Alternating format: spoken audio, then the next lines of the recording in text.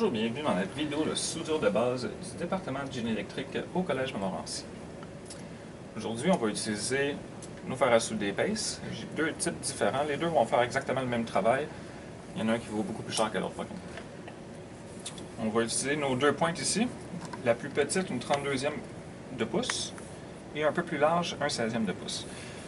Pour vous dire, il y en a des panoplies, il va y en avoir plusieurs centaines de types différents qui existent. On va en utiliser d'autres plus tard dans une autre vidéo. On va aussi avoir besoin de notre eau distillée pour mouiller notre éponge, pour nettoyer notre fer. J'ai aussi de l'eau distillée avec une petite brosse, avec une goutte de savon pour nettoyer notre soudure. Avant de souder pour la préparation du circuit ou de la composante ou du fil, on va utiliser du flux et j'ai deux grosseurs d'étain différentes. On va donc maintenant installer notre pointre sur notre fer à souder. On va pas vous mentir, c'est pas la première prise. Là maintenant, nos pointes sont un peu chaudes, ce qui va me permettre de vous expliquer que quand les pointes sont chaudes, on peut soit l'enlever ou la mettre en la prenant dans les caoutchoucs ici exprès pour. On est serré, s'assurer que la pointe soit complètement dans le fond.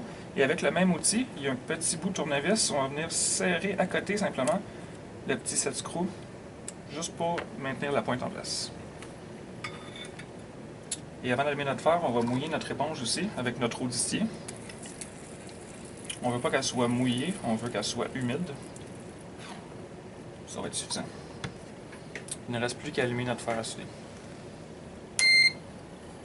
À partir de maintenant, pour atteindre la température, il va falloir attendre un petit 5 minutes.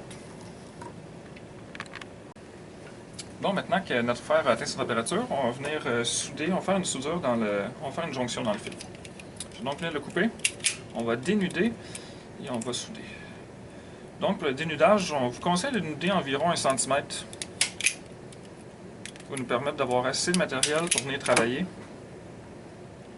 Donc idéalement, ce qu'on va faire, c'est une prise mécanique. Donc on va enrouler chacun des deux côtés sur le côté opposé jusqu'à ce qu'on ait quelque chose d'assez beau, assez plat. Et en soudure, on a toujours besoin d'une troisième main. Donc, pour la cause, ça va être mon petit stand à pince croco. On va venir l'installer. Et idéalement, je n'oublierai pas de mettre mon heat shrink. Question de venir couvrir ma soudure pour faire un travail professionnel à la fin. Donc, première étape, une fois que mon fer est chaud et que mon éponge est mouillée, c'est d'appliquer un peu de flux qui va nous permettre de, en chauffant, va nettoyer les imperfections dans la soudure.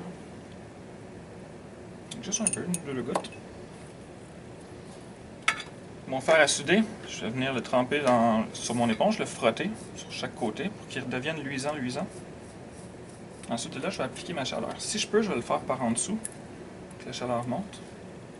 Et quelques secondes, et on va venir appliquer assez d'étain pour venir recouvrir toute ma soudure, mais on ne veut pas en mettre trop parce qu'on ne veut pas que ça fasse une boule au-dessus. On veut continuer de voir les fils. Fait qu'on voit là, la soudure a bien pénétré. On voit toutes les formes de fils. On a assez de soudure. On va vérifier s'il y en a aussi de chaque côté. Fait que la soudure est parfaite. Donc maintenant que j'ai oublié de mettre mon heat shrink, mais nous, dans cette cause-ci, on n'avait pas besoin de la mettre avant. Je vais juste venir recouvrir ma soudure. Je la sens dans mes mains, à peu près dans le plein centre. Et avec soit n'importe quelle source de chaleur, idéalement un gun comme ça pour chauffer. Mal pris, part dans mon garage, j'aurais pris peut-être un briquet. On vient chauffer jusqu'à ce que toutes les parois viennent adhérer, se coller, rapetisser. Et la soudure est terminée. Pour la prochaine étape, on va venir souder des composants qu'on appelle traversants. En anglais, c'est through hole. Pour la cause ici, avec notre nouveau petit support, on va venir souder deux résistances, un connecteur. Avec ce style de support-là, comme les pièces sont retenues par une éponge, on va souder ceux qui ont le profil le plus bas en premier, pour après les profils de plus en plus haut. Donc ici, entre mes résistances, mon connecteur, ceux qui ont profil bas, mes résistances, j'ai une 2.2K que je vais venir plier à l'aide de ma plieuse à résistance. Là, je vois que ma 2.2K va entre deux trous. Je vais aller à l'œil, juste visualiser quel espace je vais utiliser pour plier. Donc entre le 4 et le 5, c'est la deuxième encoche.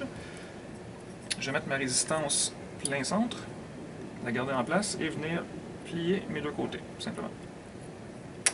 Une fois fait, j'ai installé ma résistance en place. Ici, on voit qu'elle est en plein centre, c'est bien. On va faire la même chose avec notre 3.3K qui va à côté.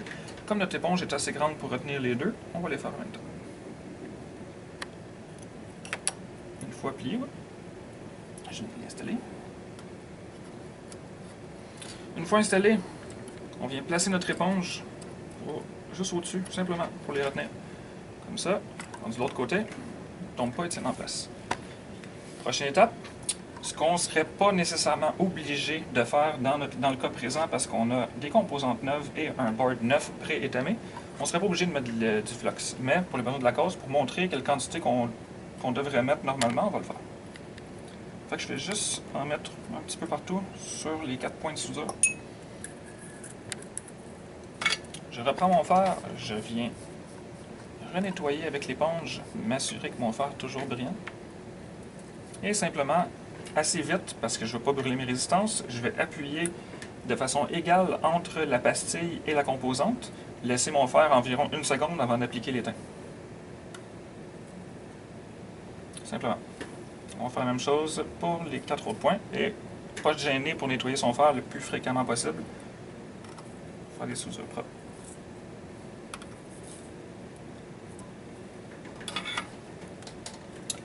On se retrouve maintenant avec nos deux résistances soudées. Maintenant, on peut venir couper nos pattes à roll board. On ne veut pas faire de court-circuit avec rien, fait qu'on va les couper le plus bas possible.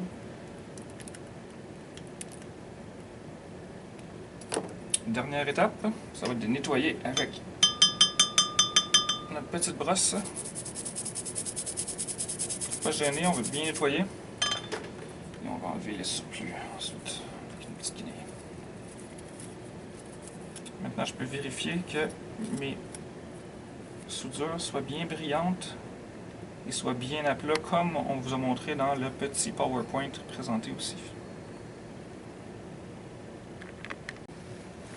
Maintenant que nos deux résistances sont soudées en place, on peut maintenant passer au connecteur qui a un profil un peu plus haut. Donc le connecteur, cette fois-ci, on n'aura pas besoin de l'éponge. Je vais quand même utiliser mon support parce que le support me permet de tenir ma plaquette. Mais j'ai des supports mécaniques qui sont sur la composante ici. Donc simplement insérer dans le bon sens les supports mécaniques en place. Je vais ranger mon éponge juste pour montrer que je ne l'utilise pas. Et même principe que tantôt. C'est un board 9, un circuit imprimé 9.9. Il est pré-étamé.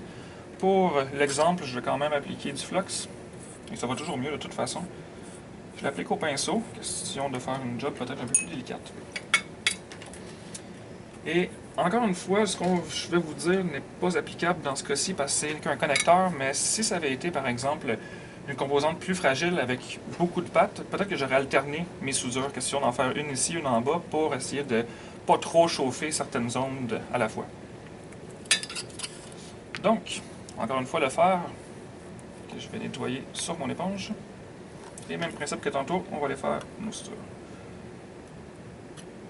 Idéalement, vous buvez moins de café que moi le matin, pour que ça va shaker un tout petit peu moins.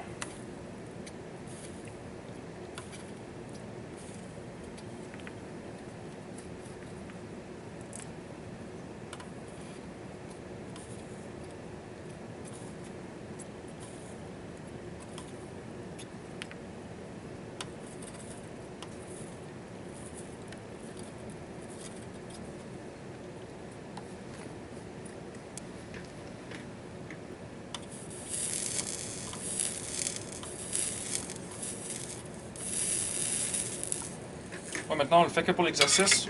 Faisons comme si notre connecteur était terminé. La seule étape qui va nous rester après, comme le connecteur a des pattes très courtes, on n'aura pas besoin de les couper. On va simplement reprendre notre brosse avec l'eau distillée, une goutte de savon dans presque 2 tasses. Et je vais venir bien nettoyer mes soudures. Ça va leur donner un côté brillant. On va enlever l'excédent. Si on avait à disposition de l'air comprimé, j'ai encore un petit coup d'air pour le sécher complètement, mais en le laissant sécher, l'eau distillée en plus, il n'y a pas de minéraux, il ne laissera pas de taches sur mon circuit. Voilà, c'est fait. Bon, maintenant, ce qu'on voudrait vous présenter, c'est un différent support.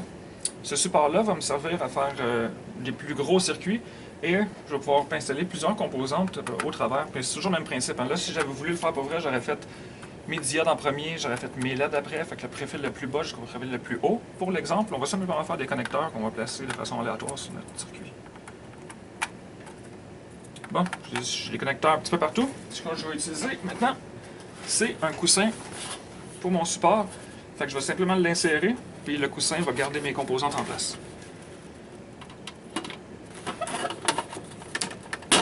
Donc, une fois clippé complètement, j'ai qu'à prendre le support au complet, à tourner sens, et je vois mes composantes qui maintenant me restent à souder. Même chose que tantôt. Un petit peu de flux.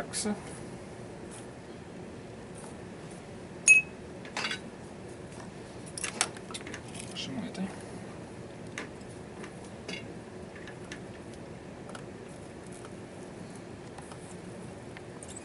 Et ce qui est le fun avec cette technique-là, c'est que je pourrais simplement en souder deux pour les tenir en place. J'ai perdu l'endroit, je ne sais rien ici. Une fois que j'en ai deux packs par composante, mes composantes vont parfaitement tenir, ce qui me permettrait théoriquement de pouvoir mettre d'autres composantes un peu plus hautes. Et après, d'arrêter d'enlever et de remettre mon couvert. Et je pourrais tout aller souder simplement. Quand tout serait installé, je pourrais le revirer et tout souder d'un coup. Là, vous avez remarqué depuis tantôt que à chaque fois que je soude, à cause du flux, il y a beaucoup de boucanes. On ne respire pas cette boucane. Idéalement, on a une fan au-dessus de nous qui la récolte. J'en ai une ici, mais dans ce cas-ci, ça aurait fait trop de bruit pour la vidéo. Et je laisse mes soudures refroidir naturellement. Je ne souffle pas dessus, ça pourrait faire une faiblesse dans mes soudures. Encore une fois, faisons en semblant qu'ils sont tous soudés. Même principe, il me reste qu'à nettoyer.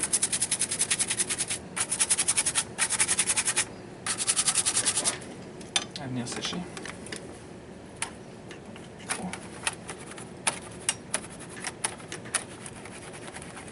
On voit le type de soudure que ça devrait donner. Une soudure qui est bien reliée sur la composante et sur la pastille. Bon, pour notre exemple de soudure ici, ce qu'on a fait, c'est insérer une diode, mais dans le cas présent, on n'a pas de support. Fait que pas de support, là, je le sens que ma diode n'est pas super bien à côté sur mon board, fait que je vais essayer de m'en assurer et de faire ça du mieux possible.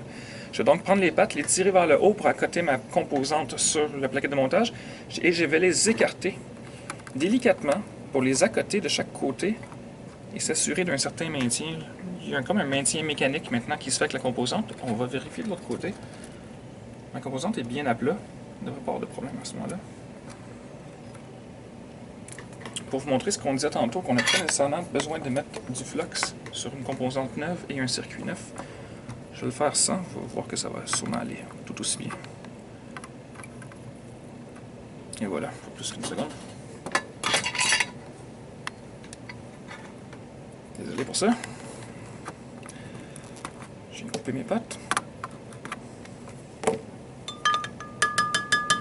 Nettoyer ma soudure. Je l'ai séché. Et sans support, c'est pas plus compliqué que ça. Juste s'assurer qu'il soit bien placé, bien aussi. Et voilà. Maintenant qu'on a terminé notre journée de soudure, on va sans plus attendre s'occuper de notre fer à souder.